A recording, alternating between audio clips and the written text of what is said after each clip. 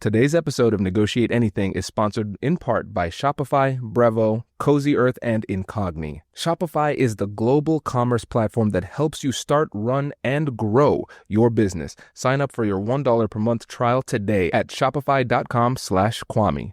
Brevo is an all-in-one marketing and CRM platform to help you connect with customers and grow smarter. Get started for free or use code ANYTHING50 to save 50% on starter and standard plans for the first 3 months of your annual subscription at brevo.com/anything. Cozy Earth makes everyday comfort feel like a real upgrade. From unbelievably soft sleepwear to plush blankets, go to cozyearth.com and use the code Kwame for up to 20% off, and you'll get a post-purchase survey. Make sure you mention you heard about it here. Incogni helps you to take your personal data back by removing it from places online where it shouldn't be, helping to reduce your exposure to scams and identity theft. Use code ANYTHING for 60% off of an annual plan at incogni.com/anything. As always, you can find all of these deals in the show notes. Hey everyone, Kwame Christian here, and today's episode is going to challenge the way that you think about leadership, power, and mental health. If you are an aspiring leader or someone who works closely with leaders, this conversation is for you. I'm joined by my good friend and returning guest, Melissa Doman, organizational psychologist and author of the groundbreaking new book, Cornered Office: Why We Need to Talk About Leadership Mental Health. Mel pulls back the curtain on the emotional toll that leadership can take, why society often strips leaders of their humanity, and how we can start building cultures that make space for the mental health of those at the top of our organizations. By the end of this conversation, you'll walk away with a deeper understanding of the hidden struggles that leaders face, and more importantly, how to lead with more empathy, self-awareness, and resilience. Let's get into it.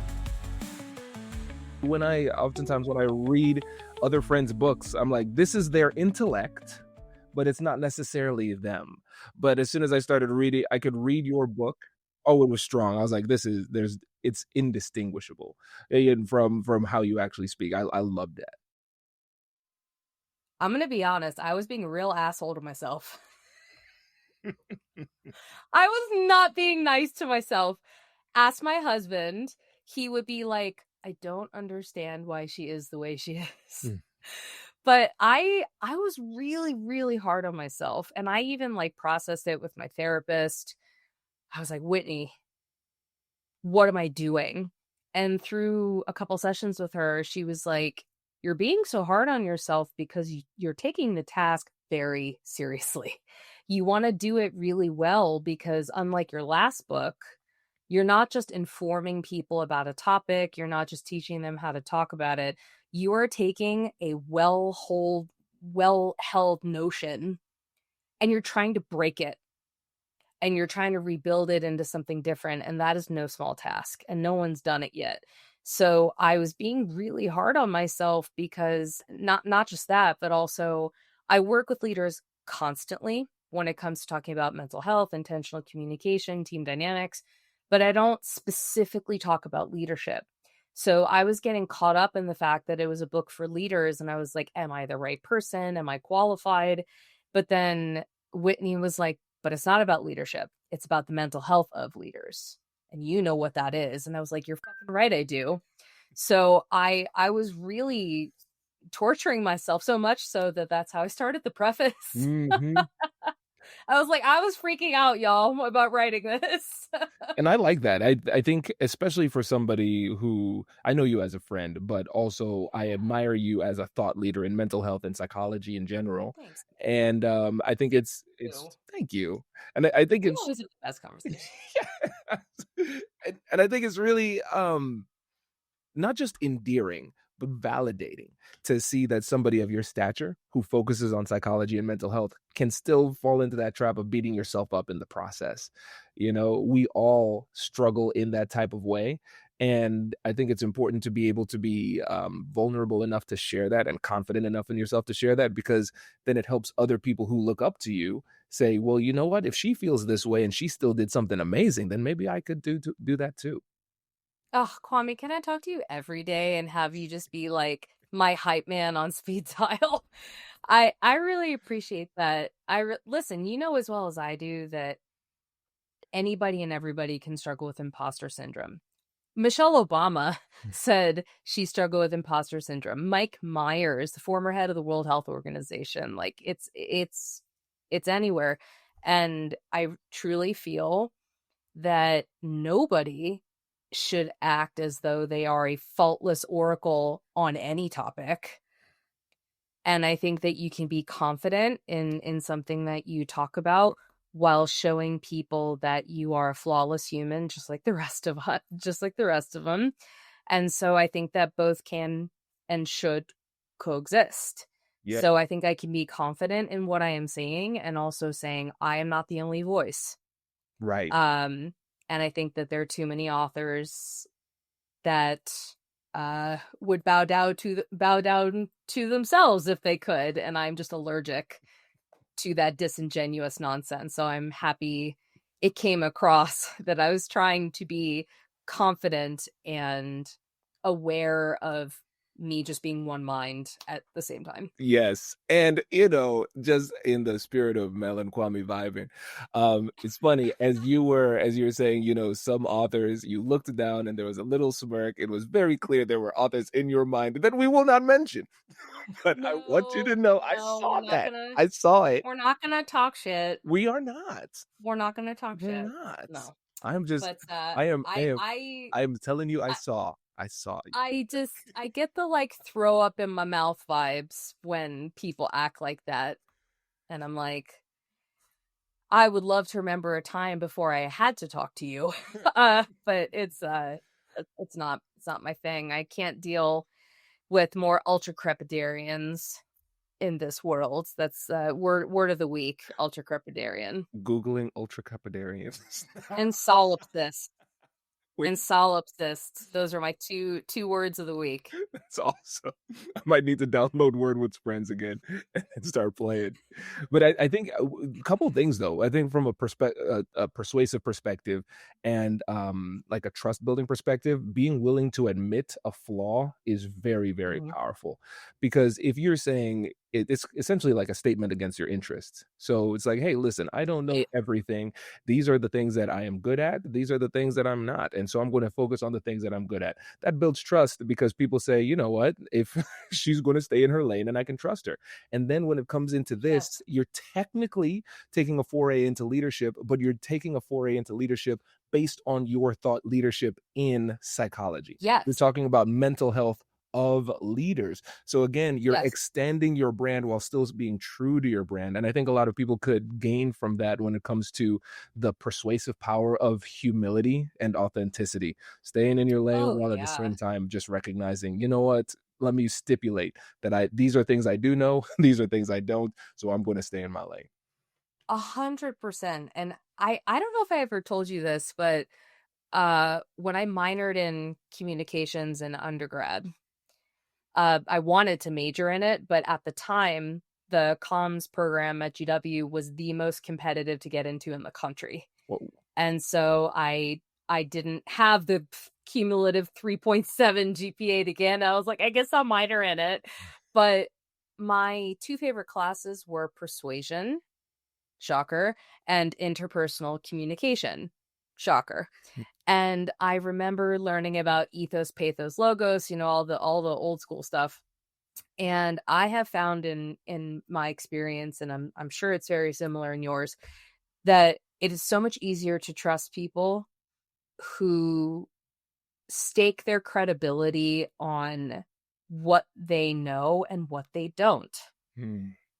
So I'm very clear about that. And when I'm talking about leadership mental health, that's why I made it so clear in the book. This is not about how to lead. This is not about leadership. This is about the mental health of the humans in those roles that are stripped of their humanity based on those titles. Very, very clear about the function of what the book is and what it's not. And I think that anybody who is trying to make an argument should be that clear. Agreed. And for me as a lawyer, it was very clear that you made your argument in a very logical and systematic way. Because What a compliment. Oh my yes, God. yes, Thanks. you said it very clearly too. You're like, I'm going to state my case objectively and using logic. I'm like, oh my goodness, I'm so excited. And I think it's important too to recognize, because as you started off the book and you were very clear about your lane, it became readily apparent to me that this is maybe the only or one of very few books that focuses on this topic. Why do you think it's so rare to have conversations on this topic from the angle you took? That's a good question. And there's no shortage, for example, and I did the research. When I kicked off with my publicist for this campaign, it said list competitive titles. And I looked and I looked and I looked and I was like, I cannot be the only one. Like, how is that possible? And yet, somehow, in the history of ever, my book is seemingly the only one that's talking about this specific niche of leadership.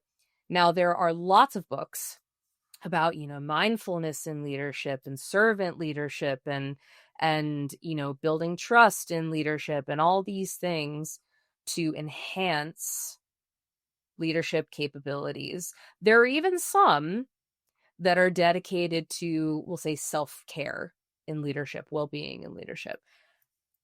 I was shocked that I could not find a single title other than my own that explored the dehumanization of leaders and exploring the neglected mental health of leaders based on the sociological assignment of power and the psychosocial biases that creates. I was like, I don't understand how I could be the first. Now, I'm sure of the 8 billion people on the planet, there's some other title buried in the annals of the internet that I didn't find.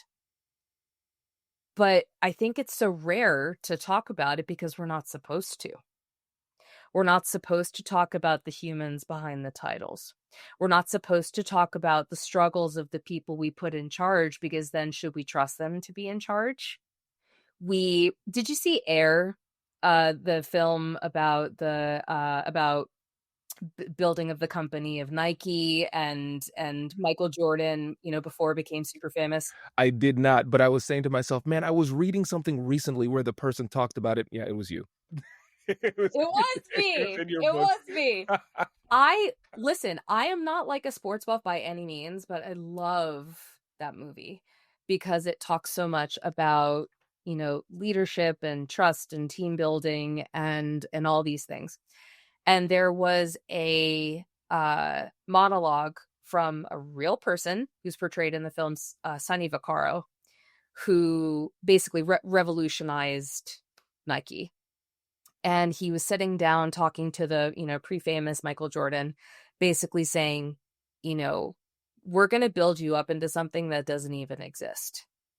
And then we're going to tear you down, because that's the predictability of human nature. And I was like, that's it. Because that's what we do. We build leaders into these things as if they are a different species, but they are just people. Let my teeny tiny nihilist come out for a moment. With made up job titles and made up industries, with made up services and made up products, and they are held to a different standard because of the position they hold. And yes, there comes power with responsibility. There's visibility, there's influence. You are held to a different metric. I'm not an idiot. Of course, this is true. However, why, based on that, would we not then want to normalize the struggles of being put in said position and the amount of support required to survive said position? I'll wait. It's a great question. It is a great question. Yeah. And so I was like, I cannot be the only person seeing this, but apparently I was. So there have been lots of articles, there's lots of stuff floating around on the interwebs, but not a single book about that. And it's because we're not supposed to, because it breaks down this perception we create of leaders and creates a kind of a sense of unwelcomed chaos, because we as a species, we want to trust leaders. We want to believe they're stronger than us, better than us. They know the answers. They'll protect us. But when we talk about the silent struggles behind the veil of leadership, it can freak people out, because then they realize, oh, they don't know any better than me. They're the same as me. They just know something different. They're responsible for something different. We treat them differently, because it breaks down the illusion of leadership, and that makes people really uncomfortable. Yeah, and I agree. I think that's a big part of it. And I know this is something that you've explored in the book, and we've talked offline about it too. It seems like there is I'll say it softly, a reluctance to acknowledge the struggles of leaders, or even care about it. I think there's a deficiency of compassion when it comes to the struggles of leadership too, where we look at the leader and it seems as though they have everything that we do not have, and therefore it doesn't seem like they have the right to feel the negative things that we also feel too. And Mhm. so it's almost like you they have gotten to a level in stature where for some it feels inappropriate to give them compassion Oh, or yeah. empathy. 100%. I liked how you put it, deficiency of compassion, and that's for 2 reasons backed in research. Would you like to know what they are? Let's hear it. So, I found a couple of things that, number 1, sadly didn't shock me, but also corroborated what we're talking about. So, there is this one piece where people really just, like you said, because someone is in a leadership position, we we don't feel that we should need to support them, because they're in a quote naturally more advantageous position than us. So that's one piece. The second piece, and this is a real thing, and I mention it several times throughout the book because I was like, don't forget about this. There was a large study conducted where it talked about, and I quote, something called the leadership well-being prototypes and the leadership mental illness prototypes, which literally showed that people assume, purely based on a leadership position, that people, quote, naturally enjoy better mental health, I know, and experience less mental illness. That is the assumption that people make based on made up job titles, that these human beings, based on more responsibility and more money, have better mental health and less mental illness. And I was like, did they miss the memo that world leaders tend to be sociopaths? Like, I don't know. I kind of missed that. But that is what people think based on the veil of leadership, that because they have more control in certain circumstances, they are paid more money, they maybe get away with more. Unfortunately, in many cases, they have naturally better mental health and less mental illness. Yeah. So Breathe. Just breathe. so clearly that is inaccurate. And I Yeah. also wonder if this is, and this is just hypothesizing, I'm sure you've given this a lot of thought. I'm wondering how much of that is some kind of version of projection where they say, I Oh, have certain mental challenges, or I feel these emotions that I would rather not feel.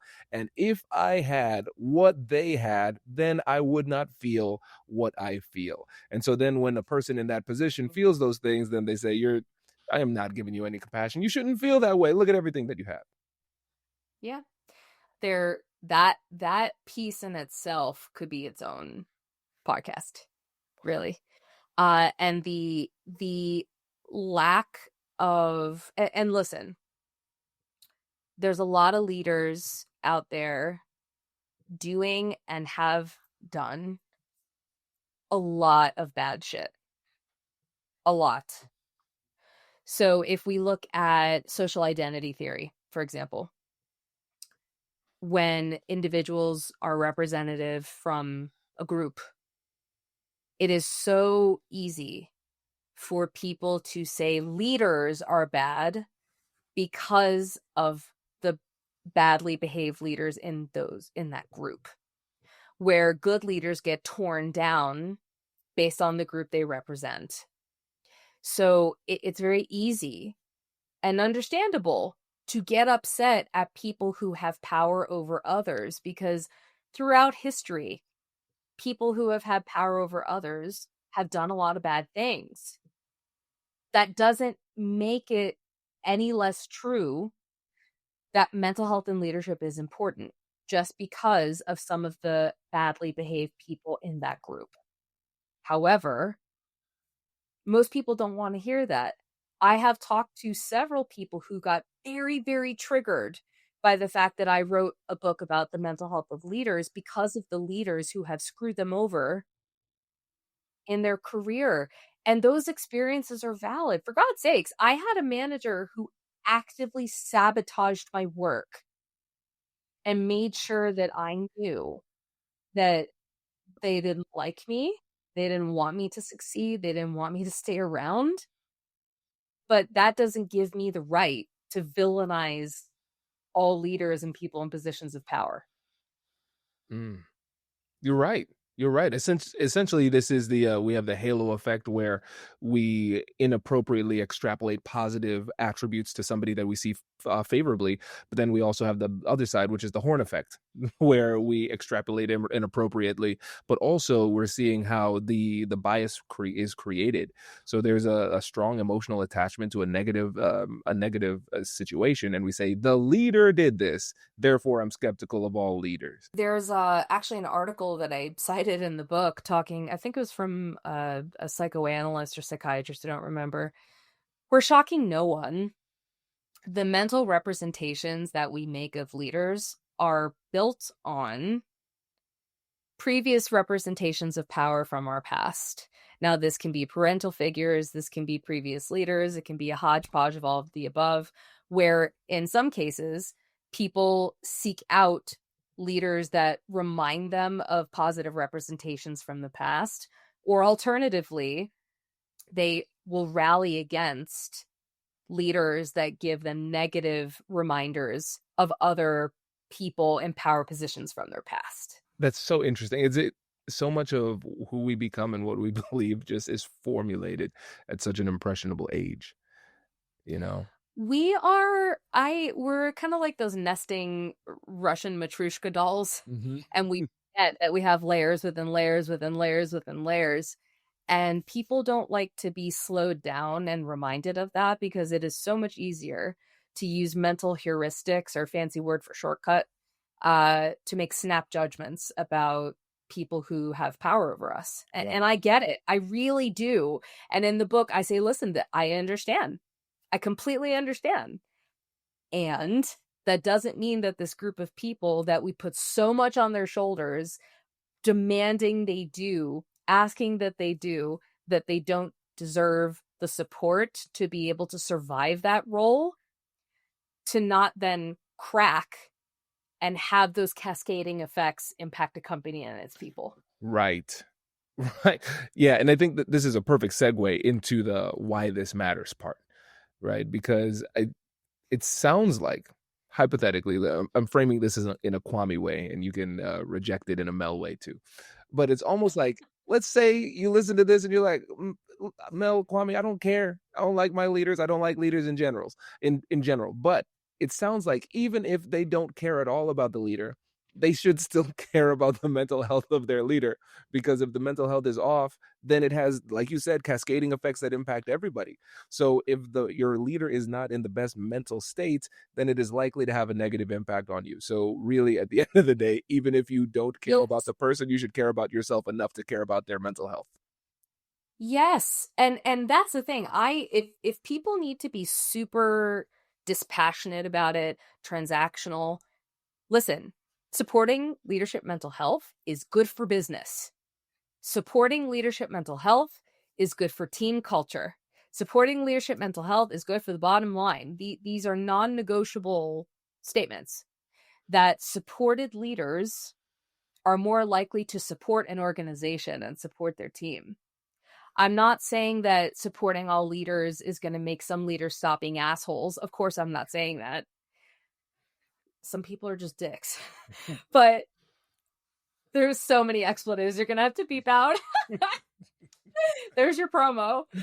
But the odds are that if leaders feel it is socially acceptable to talk about their struggle so they can get support, so they can improve, wouldn't logic dictate that that is going to slightly change outcomes about how they behave within an organization? So they don't have to do shady things to cover their ass, so they don't take things out on their team who don't deserve it and destroy morale and psychological safety, so they get help sooner. I'm pretty sure these are reasonable things I'm talking about. But if people want to be dispassionate about it, you don't take the human case. Don't take the bleeding heart case. If you want leaders to do better, support them better. That's it. Yep. Yeah. And I love this approach too, because if you care about people, you should care about this topic. If you don't care about them, but you care about you, you should care about this topic. It's the logical answer is to care and want to do something. Now, the question is, what do we do? Because now that we have this information, what would you say if people read the book? What is the change that you want to see as a result of reading it? So that is what the entire second part of the book is dedicated to, because I would have not been very nice if I built this whole case and then didn't give people a different way to approach it. So those changes fall into two buckets. Now we have what companies can do, and we also have what individual leaders can do. Now, the irony is not lost on me that the people who need to benefit from this change are the ones who will be driving it. Now, leaders have enough to do, so we're putting more on their shoulders, but we can't ask individual contributors and other people not in those positions to drive a change that they may not even understand, they may not be bought into, they aren't the primary beneficiaries of it. We can't ask them to do that.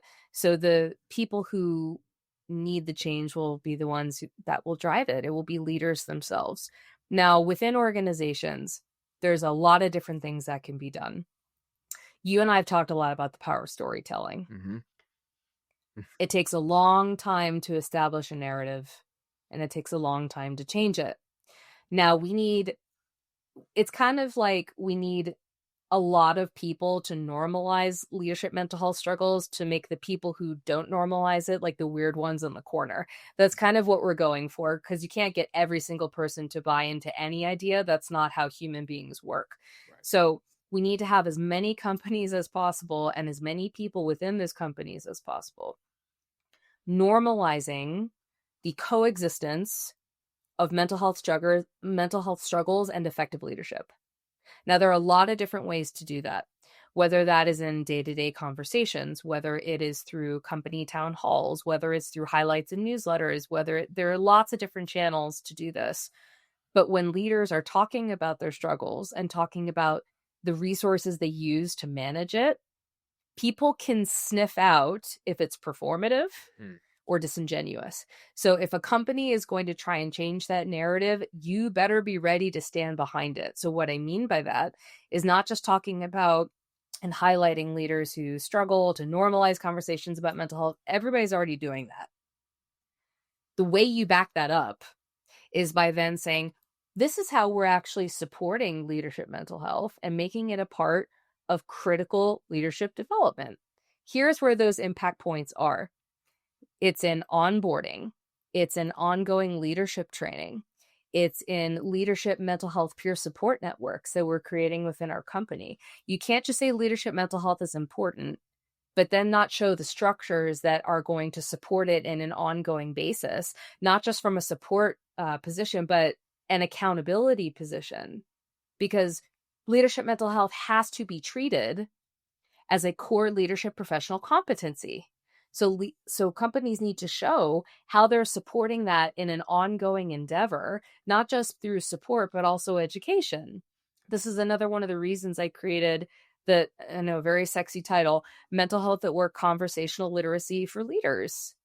Because you have to equip them with the skill set to talk about their mental health, support their peers' mental health, to support their team mental health in between the moments of encouraging them to call the EAP or to go to therapy or to do all these support moments, because it has to be in tandem. You have to show how you're encouraging leaders to use mental health resources, and in between those moments, how you are educating them about the function of mental health within their own leadership. Mm. I feel crazy sometimes when I'm explaining these things, because this is what's done for employees and for other people. So why the hell is it not being done for leaders in the same way? Because they get concerned that, oh, if we're supporting leadership mental health, and people will doubt our leaders. No, it is quite the opposite, where you are supporting their mental health proactively. You are encouraging to use mental health resources proactively, so they can be healthier leaders for the organization. Right. Ta-da. The other piece I was going to say is individual leaders who are taking part in that system, who are using the resources, because, if you're going to build it, they have to come. So they have to be engaging in the education, engaging in the consistent, mental health self-management, which honestly is a part of emotional intelligence, making sure they practice their mental well-being non-negotiables. One of my favorite terms I've trademarked, that they're communicating their capacity to people, that there are so many things individually they have to do, and taking part in the support system that's made for them. Yes. Yeah, and for me, it makes me think about how much of the reason why we haven't done this yet, across the board, just as an industry norm, is because of, and things that we've touched on. It's like politics and posturing, where the leader I love a good themselves, alliteration. yes, where they're saying to themselves, you know what, I do have these struggles, but I don't want to share, because if I'm vulnerable in this way, then people might question the leadership.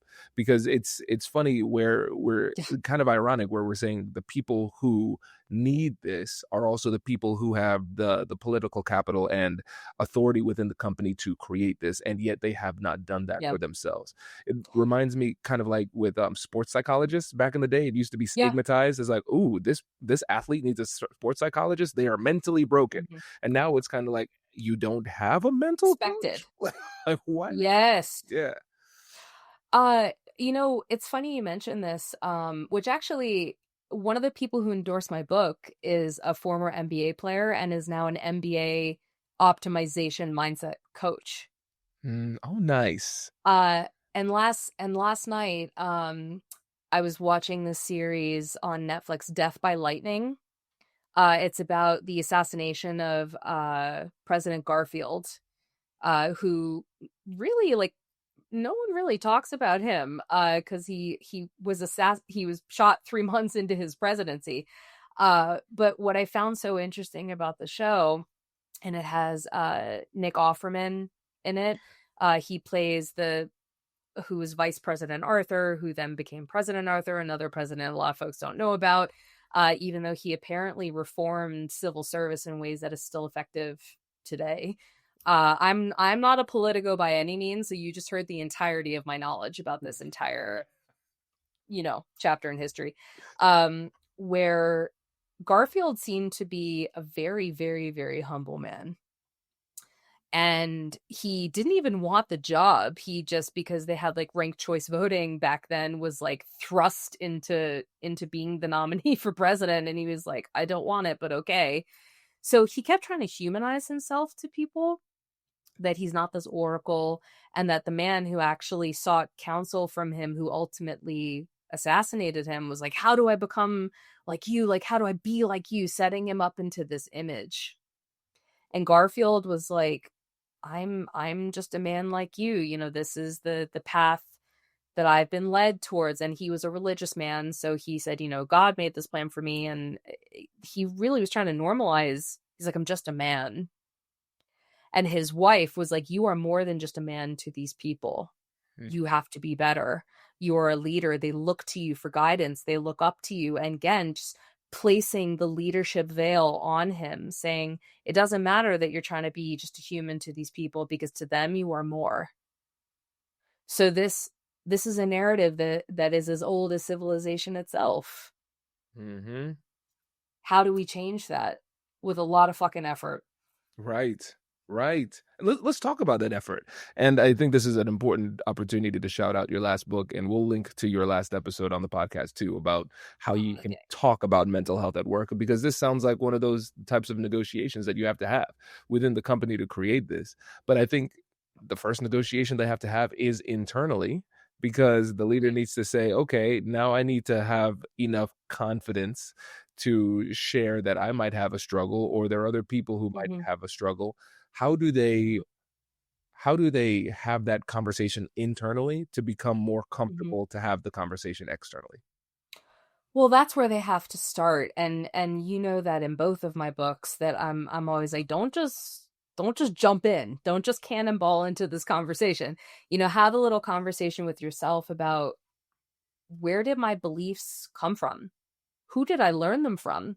Why do I feel like I need to hide this to begin with? Where did I learn these lessons? So I think the first thing to do is to have that internal dialogue, and maybe an internal debate, basically saying, do I want to talk about this? What am I trying to achieve? Is not talking about this serving me in any positive way? Would talking about it serve me differently? And what is my goal for trying to change these conversations? Because if you're not aligned on that before you have these conversations, people will eat you alive. Right. Because if you don't give statement of intention, if you don't talk about why you're talking about something, what you're trying to achieve, human beings are pattern creating creatures. We will fill in the blanks unless someone tells us otherwise. So that's where it needs to start. Map out where your influences come from, what your obstacles are, what your concerns are, what you're trying to achieve, and the one-liners you're going to say when people challenge the validity of what you're saying, because it will happen. It will happen. And then it comes down to sentiments like, just because I'm a VP doesn't mean that I don't struggle and that I can't struggle. And me talking about how I struggle and what I plan to do about it is actually a sign of emotional intelligence, and is pretty good in leadership. And I'd like to understand why you don't agree. Well, that's a bar. Did your butt just tighten a little bit? Yeah. Because what did I say that's wrong? What did I say that's rude? What did I say that's not based in logic or fact, that didn't invite a conversation?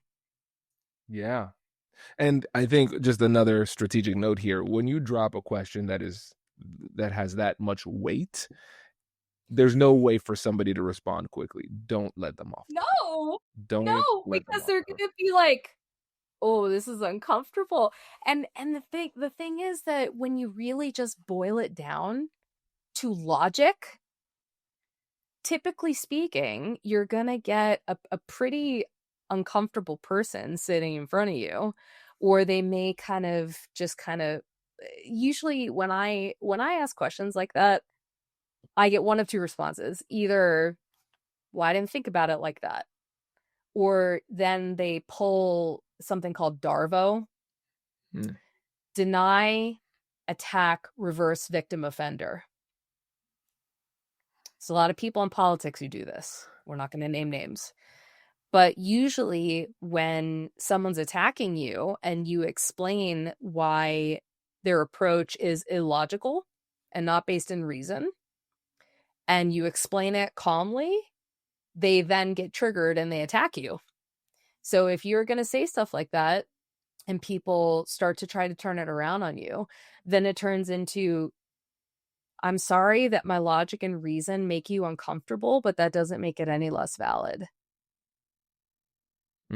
Starting something new isn't just hard, it's terrifying. Before you launch, the doubt starts stacking up. What if I fail? What if no one listens? What if no one buys? And even if you push through, you still need a system that makes the business side feel less chaotic. And that's where Shopify comes in. Shopify is the commerce platform behind millions of businesses all around the world and 10% of all e-commerce in the United States. It helps you to build beautiful online stores with ready-to-use templates, and it's packed with AI tools that can write product descriptions, page headlines, and even enhance product photography. And if you get stuck, Shopify's award-winning 24/7 customer support is there with answers. It's time to turn those what-ifs into with Shopify today. Sign up for your $1 per month trial today at shopify.com/Kwame. Go to shopify.com/Kwame. That's shopify.com/Kwame. Are you ready to take your business marketing to the next level? Meet Brevo, the all-in-one CRM platform to help you connect with customers, boost engagement, and grow your business smarter. With Brevo, you can manage all of your customer interactions in one place, nurture leads with their built-in CRM, reach your audience through email and SMS, and keep them coming back with powerful automations. But here's where it gets really exciting. Meet Aura, Brevo's AI assistant.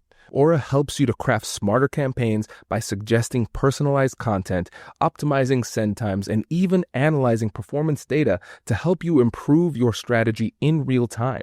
It's like having a marketing expert on your team 24/7. And of course, Brevo offers advanced analytics, seamless integrations, and AI-driven personalization. Everything that you need to create multi-channel campaigns that hit the mark every time. And of course, Brevo offers advanced analytics. Get started for free today. Use code ANYTHING50 to save 50% on starter and standard plans for the first 3 months of an annual subscription. Just head to www.brevo.com/anything and take your marketing further with Brevo and Aura. Oh my goodness. I know it's uncomfortable. We're all going to get through it. And listen, I am fully aware that what I am saying in many cases is going to create conflict. But rallying against ideas always does. It's true. And that's the thing, but Yes. conflict is not a bad thing. It's if we have unproductive toxic conflict, that's not bad. Exactly. That's not good. But if we have productive, Exactly. constructive conflict, then that's a good thing, and it's necessary. I think it's a requirement for change, and people don't appreciate that enough. And that's the thing. There needs to be productive conflict surrounding this topic, because we can't just be like, leadership, mental health matters, and people go, okay. No, they're going to push back, and they're going to get confused, and they're going to get angry, and they can get resentful. And then you explore those feelings, try to see where they come from, because then you have to insert logic and reason and the case for why this is reasonable and why organizations should care about it, and what the positive ricochet effects are of doing it and the negative ricochet effects of not doing it. It's supposed to be a conversation. We should have productive conflict where leaders humanize themselves and then explore the discomfort that creates for people. Yep. Talk about it. And what's beautiful is that you've already made those arguments. You laid it out. Like I said, you made the case like a lawyer at the beginning. And so if this is resonating with you, then get the book so you can make these arguments, because you've essentially done the work for them when it comes to building the case. What would you say are some really, if somebody is saying, all right, I'm going to do this journey, Mel, I'm going to have these conversations, I'm going to push for this, and there's somebody who is skeptical, they're kind of blocking, they're uncomfortable, as we described before, and you've already given us a lot of talking points, but I want to talk about specific questions. What are some other really powerful questions that we could ask them to get them to shift their perspectives and be more open to this? So I think if we're talking to a skeptic, now there would be two categories. There would be an individual contributor, and there would also be a leader, because let's keep in mind that there are plenty of leaders who also rally against what I am talking about, because they like the veil of leadership. They like what it creates, and they don't want to put any, proverbial cracks in it. So let's look at the leader first, who may be a bit skeptical. My question would be, I understand that this image serves a purpose for you. Help me understand why maintaining that image for other leaders who don't want that is a helpful thing for leaders overall. Help me understand.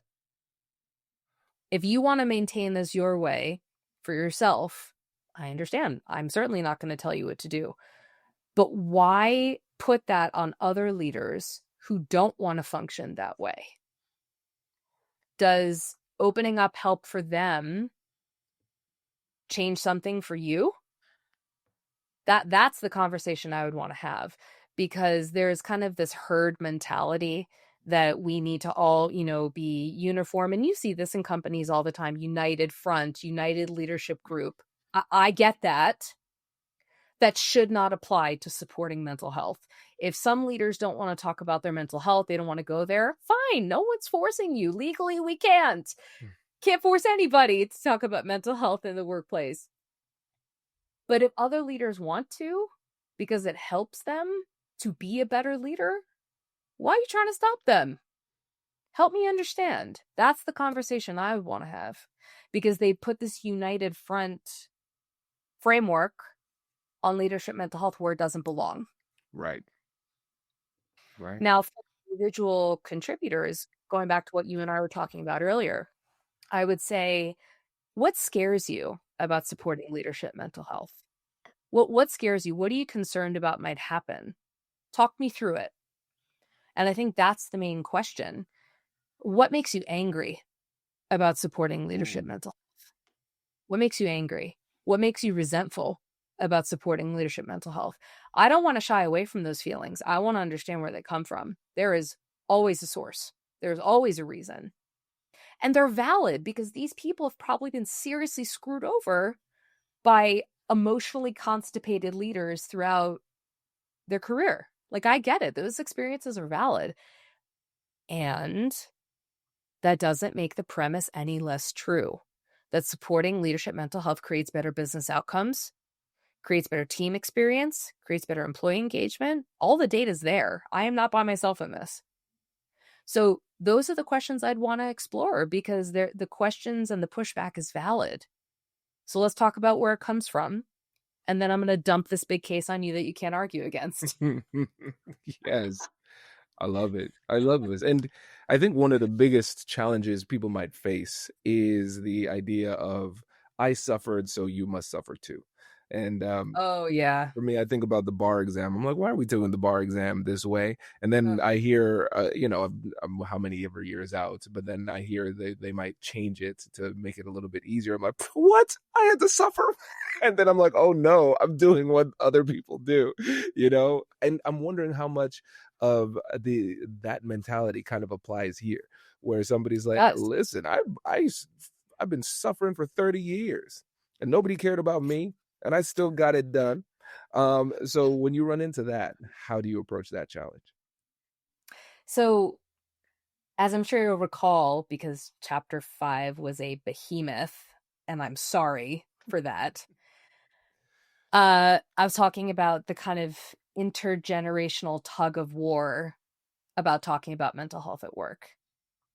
And we consciously know that finger pointing at each other doesn't work and doesn't create commonality, but we keep doing it. So I'm not going to be able to stop that, but I'm still going to comment on it. So you see 5 generations in the workplace, and you see leaders within each of those generations, and how they're each saying, I'm right. No, I'm right. No, I'm right. No, you're wrong. But the problem is that they're just reflections on when they were born in the space-time continuum. Okay? They each have access to different kinds of social permission, nomenclature, social rules to talk about something or not talk about something. And the thing is, what they all share in common is not only are they the same species, but they all have struggles. Every single one of them. They just have a different social permission structure. That's it.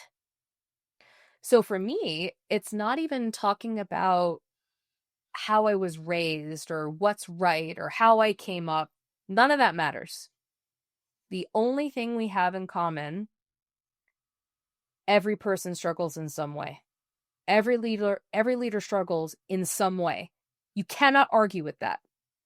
So, instead of pointing to different points of the space-time continuum of what's socially acceptable, why don't we just connect on that and trying to find some form of in the middle method to support each other in leadership, regardless of when you came up or how.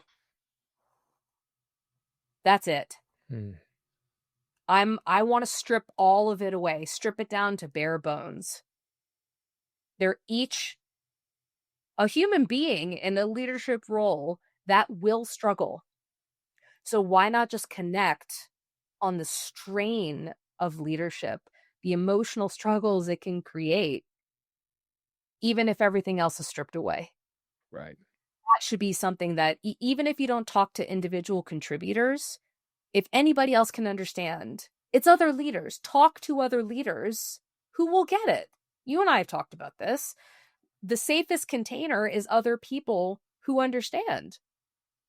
So why get caught up in the different generations when you all are in that same, again, social identity theory? You're all in that same group. So why not support each other within the group? Right. Makes a lot of sense. And I think want so too. right. I want to make sure we leave some time for Simone to get in. Simone, what thoughts are coming to mind? Any questions?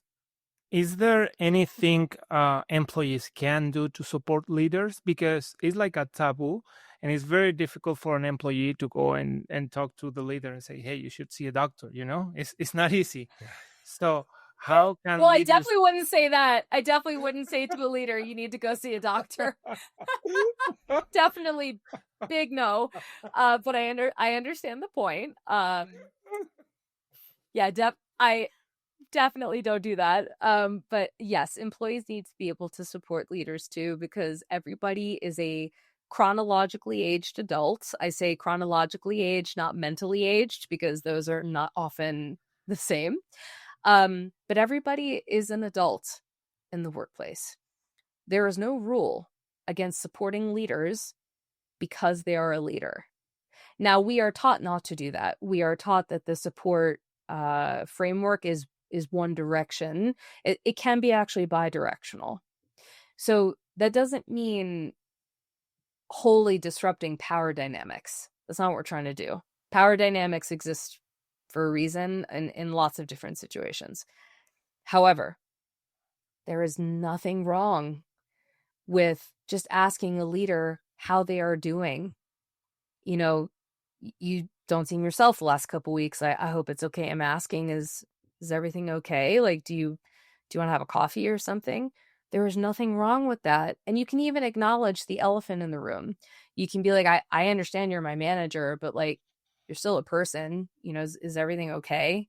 There's nothing wrong with doing that. Now, it depends on the rapport you have with your manager. If you don't have that kind of relationship, little tougher to navigate. If you want to have that kind of relationship, but you don't, acknowledge that.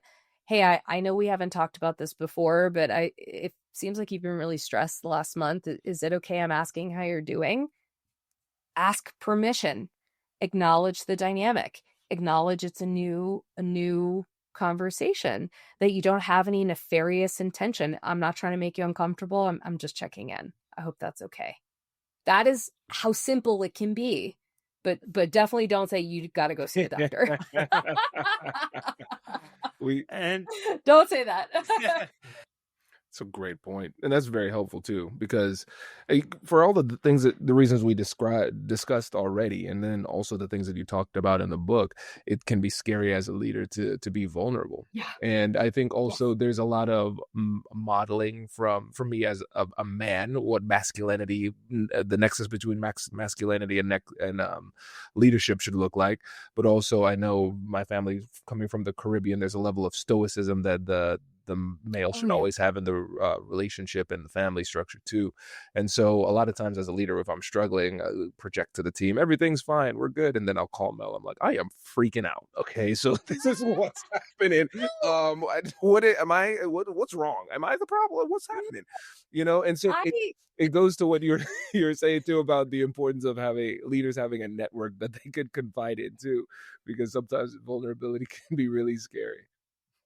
But also, that's why I was talking so much about intersectionality in chapter 5, because it's not just the veil of leadership, it's also gender and sexual orientation and culture of origin and ethnicity and country of origin and all these other things that give messages about identity intersecting with leadership and mental health. Do you remember the harangue I went on about Barbie? Not just for women, but also for men. So you have all of these complex things that are not, you're not just trying to portray yourself as a leader, but in your case, someone who identifies as male, who is, your history is from the Caribbean. Like these are additional messages that you have. And so there's so much that goes into it that puts those leadership prototypes on steroids. Right. You're so right. And I think there's an added layer too. If you are a compassionate leader who wants to be there and empathize with their team, right? So you're Mhm. always you're available to them, being supportive to them, and it can feel really hard. And this, I think, extends out from just leadership within companies, but also leadership within families too. There's somebody who often plays the role of the strong one, and if it can almost feel as though when you are constantly there for other people emotionally, you feel like the structure of strength, the foundation, will Mhm. fall out if you say, by the way, I'm strong for you, but I need somebody to be strong for me too. Oh, yeah. There was a study done by a variety of universities where they were taking a look at uh, Latino males and those who identify as male in the leadership lessons they get culturally from within Latin America and how that shows up within how they believe they should act as leaders. And they explored the concept of Felicimo, which is exactly what you're describing. And then for Latino women and those who identify as female, they're often governed by, I'm probably saying this wrong, personalissimo, where it's having, shared harmony and care and nurturing and building trust. Whereas for Latino male and those who identify as male, Felicimo is having, strength, dependability, consistency, all these things that you're describing. So you tend to see a lot of this, especially in collectivistic cultures. Mm. So it's so fascinating because when you bring in gender, you bring in socioeconomic status, you bring in history, culture, all of these Mhm. things, it'll have a modifying effect on Oh, yeah. all of this, which is true in all communication too. So it's just interesting to see how it's everywhere, and we need to be mindful of it so we can make more accurate assessments and understand ourselves and others on a deeper level. Oh, yeah. I mean, the self-assessment that I'm asking people to do in this book before they have these conversations is pretty significant because you have to understand how you became this baked cake and where you get these messages from before you even attempt to have these conversations with others. Right. Right. Let's wrap with this, Mel, because I'm wondering, hypothetically, if everyone in the working world were to read this book, what change would you hope to see? Oh, that's not a loaded question at all. God. Mhm. Uh, what would I hope to see? The one thing. Here's a quick warning for everyone listening. Scams and identity theft usually don't start with some genius hacker. Most of the time, it's just because your personal data is so easy to find online. I'm talking about people search sites, shady directories, and places where anyone can pull up your address, phone number, and even your relatives' info. And then they use that leverage to impersonate you or target your family, and that's how these scams usually work. That's why I've been using Incogni. Instead of you spending hundreds of hours manually trying to opt out of these sites yourself, Incogni just automates the whole thing. They act as your proxy, taking down your data and demanding its removal from databases you've probably never heard of. And the thing is, this isn't just a one-time fix. Data has a way of popping back up, so Incogni continuously monitors these sites in the background to make sure your information stays deleted. I personally recommend the Family Unlimited plan. It's the best way for you to cover your entire household. It includes custom removals, so if you ever find a specific page exposing your family's info, you just send Incogni the link and their privacy experts handle the manual takedown for you. You can get your data back risk-free with Incogni's 30-day money-back guarantee. And if you use the code ANYTHING at incogni.com/anything, you'll get 60% off an annual plan. Again, that's incogni.com/anything. Code ANYTHING. All right, let's talk about something that's actually a negotiation skill. Taking care of yourself before you show up to negotiate with anybody else. Because if you're tired, stressed, and running on fumes, you're going to make worse decisions. Period. And that's why I'm a huge fan of Cozy Earth. Cozy Earth's whole mission is to elevate the everyday with obsessive detail and better materials so you can feel it immediately. Their bamboo pajama set that's made from viscose from bamboo is unbelievably soft. It drapes really nicely, and the classic cuddle blanket, that thing is dangerous because once you wrap up in it, you're not getting anything done. It's plush, it has a comforting weight, and makes your home feel like a reset button. And here's the best part. It is completely risk-free. Cozy Earth gives you a 100-night sleep trial and a 10-year warranty, so they really stand behind the quality. So this month, show a little extra love to someone you care about or yourself. Go to CozyEarth.com and use my code Kwame for up to 20% off. And if you get a post-purchase survey, make sure to let them know that you heard about Cozy Earth right here. When people would see a leader struggling in their company, that the first reaction isn't anger and disdain, but rather curiosity. I would like to see people be curious. I'm not saying to excuse. No. You know that I have no patience for people who put bad behavior towards others when they're not managing it themselves. That's a big, hard no. But I think that a sign of change and success is when a leader is showing signs of distress or is acting out, that one of the first reactions is curiosity. I wonder why, as opposed to immediately saying, well, they're the fucking devil. So, and granted, you know, there are some bad people out there. Not everybody is good. Some people are bad, but not everybody is bad. And so I think that having one of the first reactions be curiosity, that alone, I think, is a sign of change and success, because curiosity can lead to really good conversations. It's powerful. That is great. Mel, thank you so much for coming on the show. Before you go, again, just remind the listeners about the book and how they can work with you too.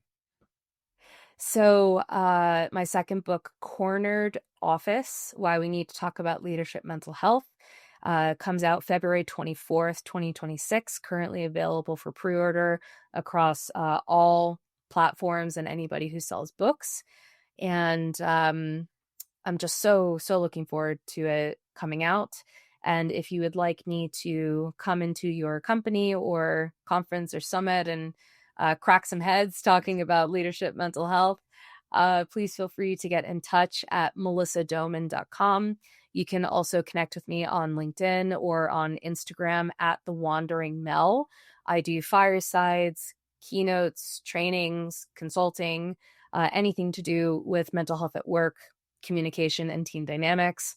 And I would love to come in and provide actual realistic interventions that will produce results. Amazing. Mel, thank you so much for joining us. Really appreciate it. Thanks for having me. Always good to come on the show.